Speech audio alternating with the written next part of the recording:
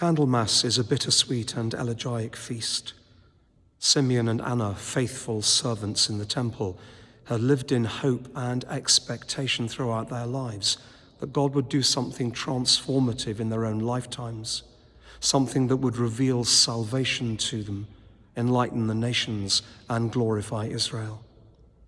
When the parents of the infant Jesus bring him into the temple to make the prescribed offering of thanksgiving, the offering of the poor, the eyes of Simeon's heart enable him to perceive who this child will become. And so he takes him in his arms, praises God, and recognizes that the time has come for him to lay down the privilege and burden of his own ministry. You can see why it's been important for Bishop Martin to choose Candlemas as the feast day on which to lay down the privilege and burden of his stewardship of our diocese and cathedral. It has been instructive for me to observe at close quarters over the past few years the work of a diocesan bishop. The Church's expectations and requirements of a bishop at the present time are such that one marvels that anyone would ever want to be one. In addition to being the accountable face of the Church, we require our bishops to be at once prayerful, holy, visionary, and learned, and financially and organizationally skilled, knowledgeable, and resilient. From the projections and social media onslaughts they regularly receive, we expect them to halt single-handedly the decline in weekly attendance, to speak authoritatively and, of course, humbly and wisely into the complex moral and ethical landscape of contemporary culture, and while juggling these disparate imperatives, to remain well-grounded, blessed with the light-heartedness of a saint, and, of course, modelling exemplary self-care, while, of course, staying up to date with the latest theological trends.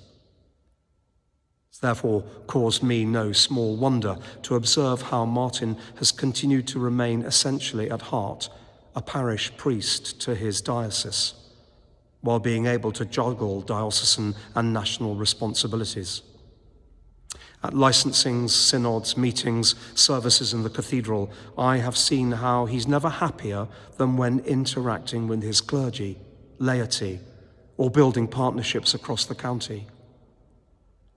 But to stand beside him as he's ordained deacons and priests, and to see the bond deeper than words between bishop and newly ordained, is something truly moving.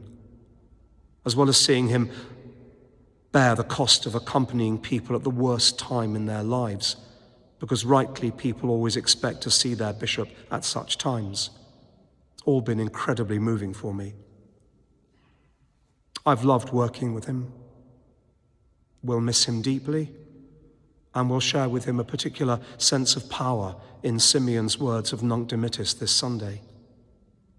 Lord, now lettest thou thy servant depart in peace, according to thy word. For Martin, may that departure be to a happy, long, fulfilling, and exciting retirement.